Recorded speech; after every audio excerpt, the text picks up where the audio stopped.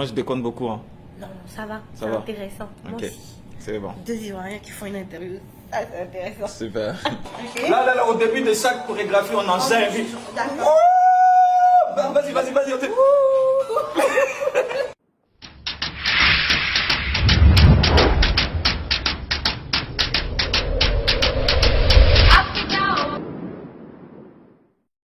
Alors, bonjour Richard. Bonjour. Le bonnet, je prononce bien. Très bien, oui. Nouveaux entrepreneurs africains que je représente est fier de t'avoir ici. C'est fier Nous pour avons moi aussi. suivi tes activités sur les réseaux sociaux et entendu du bouche à oreille sur ce que tu fais. Donc, ici, tu as su faire du zouglou, qui est un style musical de danse, Exactement. un sport, un business, que tu appelles Djambola. Yeah. J'aimerais savoir c'est quoi l'histoire de Djambola, parce que je vois des gens qui dansent, qui perdent du poids Oui. en faisant ces danses, qui sont beaucoup plus épanouis dans leur vie et qui te disent « Oh, moi je vais pas à la Zumba, je vais au Djambola ». Donc, c'est quoi l'histoire? Comment ça a commencé? Alors, d'abord, je salue vos spectateurs et tout. Salut la famille. Merci pour l'opportunité que tu me donnes de venir parler du Djambola. L'histoire derrière ça, ça remonte à 7 ans de cela.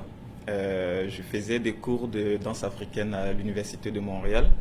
Et puis, c'est dans ce cadre-là que un centre sportif bien connu ici à Montréal m'a contacté pour m'inviter à pouvoir donner des notions de danse africaine à leurs entraîneurs sportifs. Donc moi, le côté sportif, c'était pas vraiment mon truc. Moi, c'était plus danse. Et donc, je suis allé là, j'ai rencontré les entraîneurs sportifs et puis je leur ai fourni un peu d'éléments en matière de danse afro, donc zouglou, coupé décalé et tout, pour qu'ils puissent inclure dans leurs entraînements là-bas. En fait. Wow. Voilà. Et c'est après cette séance-là que le propriétaire du centre sportif m'a approché pour me dire, tu sais quoi, tu as vraiment une bonne vibe et tout, et puis tu as cette facilité de pouvoir communiquer avec les gens. Peut-être que dans le milieu sportif, si ça t'intéresse, tu peux certainement apporter ton domaine aussi, à contribuer un peu, à améliorer un peu notre programme en apportant peut-être un peu plus de style africain dans notre programmation. Voilà. Donc il m'a proposé cela. Puis j'ai dit bon ok, je vais réfléchir parce que c'est pas vraiment mon travail. Je suis ingénieur à temps plein dans le jour. Et puis donc il fallait trouver le temps à investir pour pouvoir pour pouvoir répondre à cette demande-là. Donc j'ai réfléchi et puis après je l'ai contacté pour dire, regarde, on va essayer voir ce que ça va donner. Peut-être que ça va marcher, peut-être que ça va pas marcher, mais au moins je vais me lancer et puis j'aurai une idée fixe. Et là, Okay. tu as montré un pas de danse fitness Djambola. Donc, je vais faire ça. Super. Et puis essayez de le faire aussi à la maison dans votre salon, très important. Si j'arrive à le faire, tout le monde peut le faire. Ça, donc moi j'ai pris en fait la danse africaine, surtout les danses d'origine ivoirienne que j'ai inclus dans mon programme d'entraînement. Et puis ça a donné un style de danse. Ils m'ont demandé de trouver un nom en fait. Et le premier nom c'était pas Djambola, hein. Le premier nom c'était Bamboula Fitness. Okay. Voilà, pourquoi? Parce que en fait, comme en Côte d'Ivoire, souvent quand on dit on va sortir faire la fête, on dit on va sortir faire la bamboula. Voilà, exactement. Donc j'ai commencé avec ce nom-là, et puis mes cours ont commencé à donner. Là, dans les centres sportifs, les cours étaient très remplis. Et c'est là le gars m'a approché, il dit regarde, ton idée est très bonne, mais tu sais, dans ce milieu-là, les gens volent beaucoup les idées en fait. C'est un milieu où les gens copient tout ce que les gens font quand ça a du succès. Donc, il dit, je te conseille d'enregistrer ta marque de commerce parce que c'est vraiment intéressant ce que tu fais. Puis j'ai dit, ok, let's go, on va se lancer. Et là, j'ai appelé tous mes amis, j'ai dit, qu'est-ce que vous pensez? Je leur ai exposé le projet et tout. Puis ils m'ont dit, c'est bien, mais le nom Bamboula, voilà.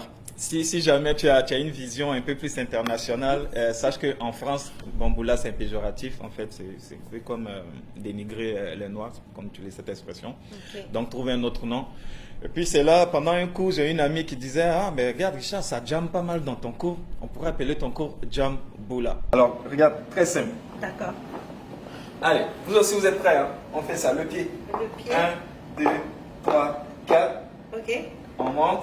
On monte. On descend. On descend. On monte. On monte. On descend. Tu vois? 1, 2, 3, 4. Et voilà. Ok, c'est la bon. main. Ok, ah, il y a la main. Il y a la main aussi. Mon Dieu, là, c'est compliqué. Jam, voilà. Mais ça jam, en fait, en anglais, c'est J-A-M, you know. Et puis là, je dis, bon, si je mets Jamboula, les francophones vont lire Jamboula, les anglais Jamboula. Alors que si je mets un D devant, tout le monde va lire Jamboula. Voilà. Wow. Donc c'est comme ça le nom est né. Et puis j'ai enregistré la marque de commerce en tout. Et puis voilà, ça a commencé à rouler. Donc c'est comme ça que Djamboula est né dans ce centre sportif-là. Et donc les responsables du centre sportif, quand ils ont vu la popularité, ils m'ont appelé pour me dire, ben, regarde, ton concept c'est vraiment super et tout, mais c'est que nous on aimerait que ce soit seulement quelque chose qui nous appartient à nous dans notre centre sportif. Donc tu n'as pas le droit de faire à l'extérieur. Moi, mon objectif c'était vraiment de le rendre populaire, de faire partout où je vais aller, où on m'invite et tout. Puis là, on a eu un désaccord et puis j'ai décidé de quitter pour pouvoir comme le faire de façon individuelle. Et puis voilà, donc ça a été lancé comme ça. Ok. C'est parti. J'ai oublié. 1, 2, 3, 4, hop, et hop. On va faire hop, et hop. Faut rester dans le temps. 3, 2, c'est parti. 1, 2, 3, 2, c'est parti. 1, 2, 3, et moi. Hop, ici, hop. Je me suis lancé dans l'élaboration d'un programme d'entraînement pour les coachs, programme d'entraînement de Djamboula. Puis c'est comme ça que j'ai commencé à former les premiers profs de Djamboula ici à Montréal. Après c'est parti Ottawa, Québec, Toronto, en France, en Afrique et puis En Martinique. En Martinique et puis là ça a commencé à se développer. Donc ceux qui pensaient que la danse de fitness c'était juste aller danser, sachez que il y a des gens qui font de grandes choses là-dessus. J'aimerais savoir quelles sont les procédures d'inscription chez Djamboula. Comment ça se fait? Si moi, par exemple, je veux faire partir de l'équipe. De l'équipe des profs ou de l'équipe des participants. Okay, donc il y a deux équipes, participants et professeurs. Donc si je veux être professeur, je suis une formation. C'est ça. Si je veux participer, tu as juste à chercher d'abord sur Internet tous les endroits où se trouvent nos cours. Okay. Tu vois le cours le plus proche de ton quartier, voilà, de chez toi. Puis tu vas t'inscrire selon les modalités du professeur. Tu perds du poids. Absolument. Moi, c'est ce qui m'intéresse. C'est ça le plus important, c'est que Djamboula, on apporte quelque chose de festif, quelque chose de très intense aussi. Parce que les gens qui viennent au Djamboula, souvent la première des questions c'est si je vous avais connu plus tôt. C'est vraiment, les gens découvrent quelque chose de nouveau parce que on s'amuse, mais en même temps c'est bam, bam, bam, bam. Tu connais nos danses là, sont très dynamiques. Hein. Le zouglou, ça fait perdre du poids. il faut le dire. Oui, exactement. Si vous pensez que le... Attends, où je regarde là. Où tu veux? Si vous pensez que le zouglou là, on est là juste pour faire libérer. Venez essayer Djamboula, vous allez voir. Maintenant au Djamboula, on rajoute toujours des petits cris quand on danse pour rajouter le côté festif. Ah, mais c'est crier, je sais faire. Voilà, donc quand on va monter, on va crier hey, hey, seulement quand on monte. On y va. 3, 2, c'est parti. 1, 2, 3, 4. Hey, hey, ici. 2, 3, 4. Hey, hey. Quelles sont les difficultés en fait que tu as encourues pendant que tu étais en train de mettre en place le Djamboula? En fait, le premier désaccord, la première difficulté, je dirais, ça a été plus dans mon cercle personnel, mon cercle d'amis, mon cercle familial en fait. Comme je t'ai dit, en fait, avec ma profession, mon travail et tout, la famille au départ pensait que bon, la danse, ça allait être juste, ils connaissent pas le côté business de la chose, c'est plus danser. Ah ben tu vas quoi, tu vas laisser ton travail pour te mettre à danser et tout, c'est quoi cette affaire? Voilà, donc il y a quelque chose là que je devais régler, donc ça a été un frein au début, je me suis posé beaucoup de questions, est-ce que je me lance dans ce business là ou pas? Au niveau de mon cercle d'amis, il y a certaines personnes justement qui me disaient, mais regarde, tu es ingénieur là, c'est comme arrête d'aller danser, voilà, gros contraste, tu vas pas aller danser devant les gens, c'est quoi ce truc? Tu vois, il y avait comme une sorte de jugement de la part de certaines personnes. Je suis content d'ailleurs parce qu'aujourd'hui ce sont ces personnes-là qui me félicitent. Hein. Voilà. C'est toujours. Donc au début c'était ça, donc je me suis vraiment comme posé des questions, est-ce que je me lance dedans, est-ce que c'est bien vu dans mon cercle à moi et tout. Et puis j'ai dit bon regarde, ils vont comprendre un jour que ce n'est pas juste danser, c'est vraiment gérer toute une entreprise, tout le concept et tout. Et puis voilà, donc après quand je me suis lancé, le deuxième problème c'était justement avec le centre sportif qui m'ont...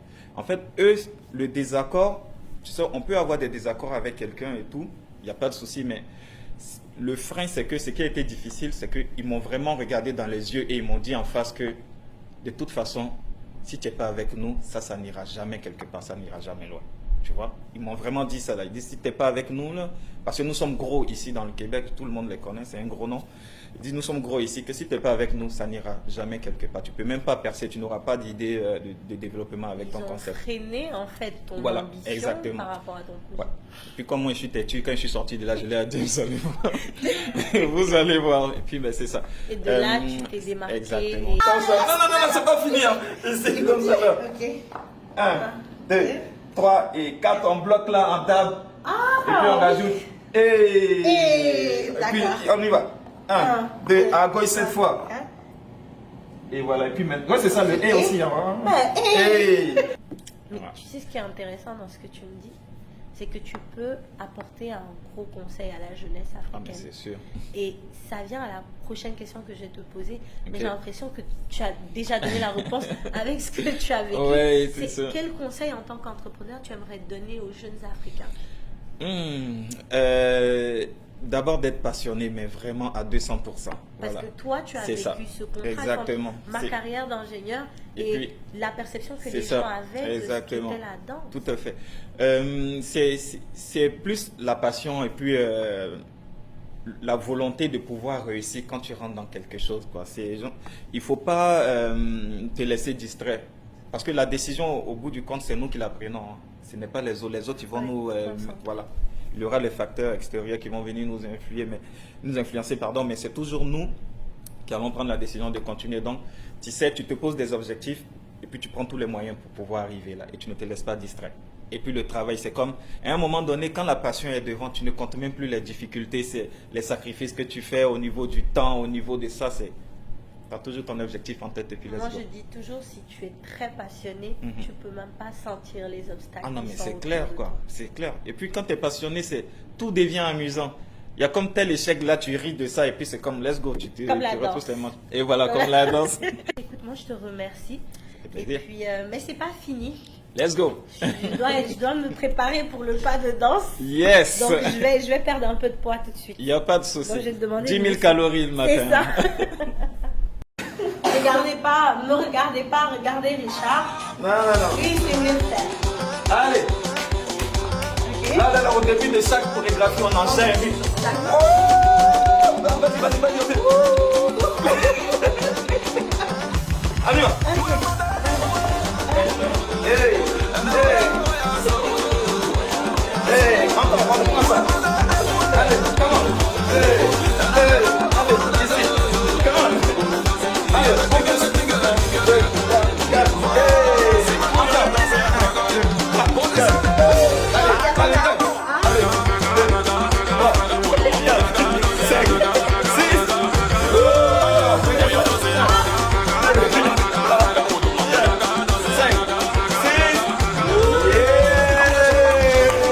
Richard, c'était incroyable. Ça fait J'ai plaisir. appris à danser le zouk. C'était parfait. Merci d'être venu. Ça fait plaisir. Nouveaux entrepreneurs africains. Ouh, ça y est, c'est bon. Ça y est, J'ai hein. perdu, j'ai déjà C'est comme perdu. ça pendant comme 1 heure de temps, 1 C'est heure ça. et demie non-stop. Bam, bam, bam, bam, bam. Faites comme moi, je viens de perdre une part de gâteau.